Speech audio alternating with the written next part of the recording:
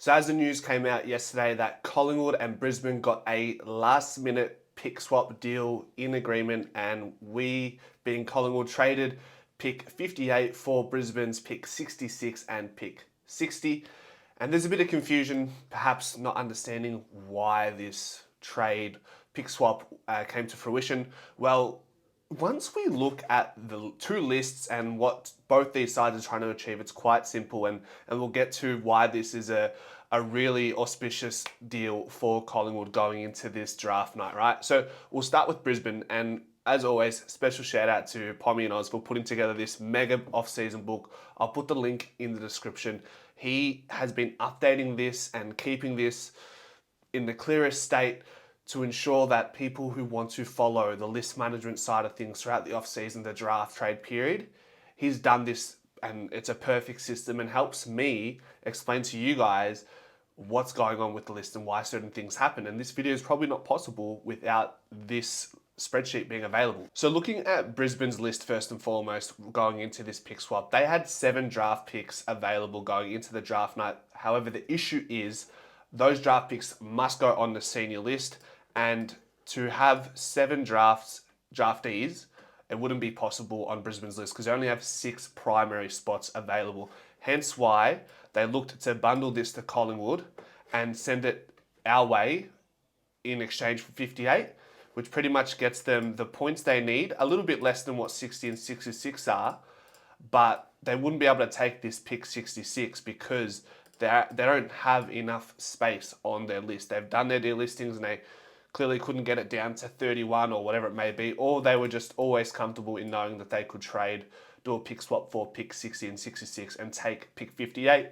Gives them those 6 picks to use going to draft night. Now, whether, and we know Brisbane aren't using all these picks for an individual player, they're using it for the academy bids in Marshall, Ashcroft. So although they're going into draft night with 6 picks, doesn't mean they're going to fill up their senior list with those 6 spots, but they still need this space going into the draft night to be able to go in with this deep draft hand that they have to secure these 2 players in particular, right? So I hope that makes sense. Now that's Brisbane's rationale. Now, looking at Collingwood's list, prior to swapping out pick 58 for pick 60 and 66, we have 33 on the primary senior list after delisting Ash Johnson and Oleg Markov, which gives us 5 potential draft spots to take into the draft night. And why are we looking to fulfill that? And you asked the question, why was Ash Johnson and Markov delisted? Sure, maybe they weren't performing up to the expectation in year 2024, but I think delisting them and putting on the rookie list gives us space on our senior list to try and take the biggest hand possible to the draft with the limited resources that we have, so that we can use these picks, so 52, 55, 60, and 66, to get us to somewhere in the 30s. And that is possible because if we look at the draft value index, right? So with the draft value index points from that pick swap with Brisbane, we gained 56 points in profit essentially for giving pick 58 in exchange for 60 and 66. So if we look at Collingwood's draft value index points now going into the draft with the updated pick swaps, we have 52, 55, 60, 66. That gets us 679 points. Now, I know that Collingwood aren't going to use every single one of those picks to draft individual players, because we have to bear in mind that we're going to still re-rookie Ash Johnson and Markov.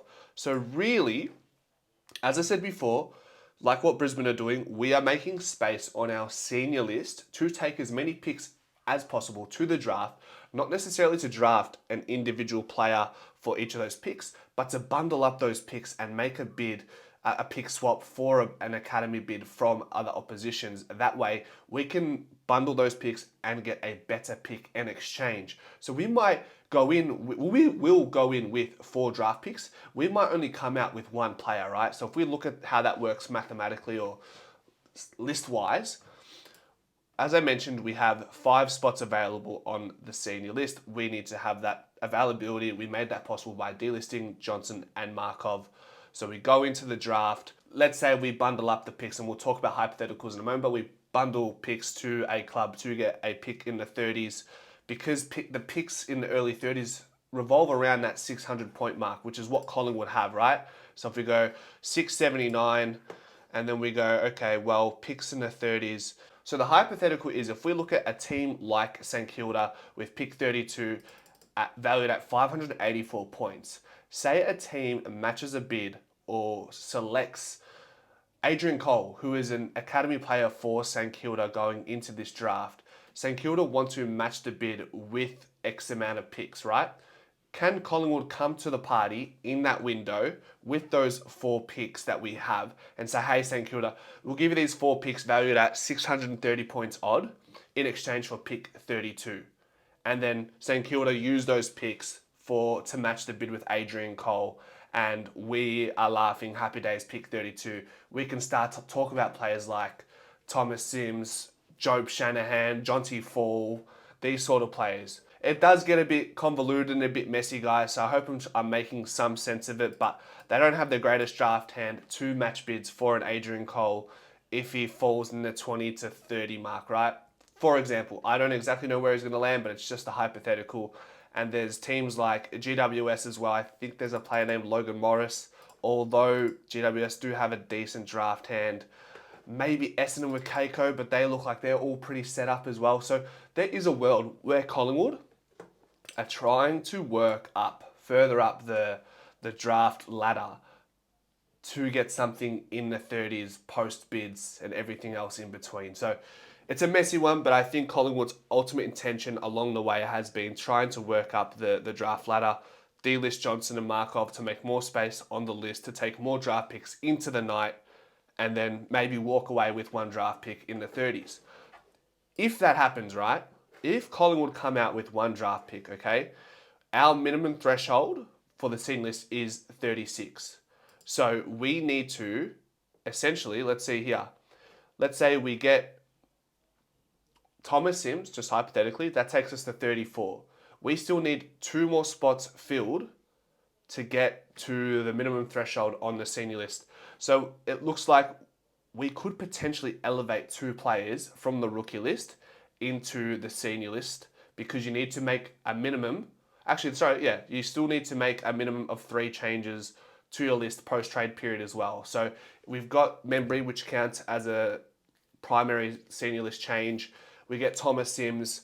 We could elevate someone up from the rookie list, but then we're left at 34. Rookie elevate, say Charlie Dean, that's 35. Number 36, maybe we elevate another player from the rookie list in, say, a Sullivan or something like that. It's messy. Don't get me wrong. I'm still trying to get my head around it. I'm trying to make sense of it with you guys. Pommy's done his best to try and explain it to me. Maybe we'll get him on for a live stream soon to make more sense of it, but he does a really good job in explaining this to the best of his ability, and it's very clear. So if you guys want to have a look at it, once again, the link is in the description.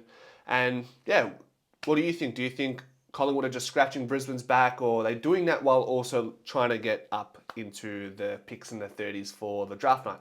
Let me know in the comment section and we'll chat there. Go Pies.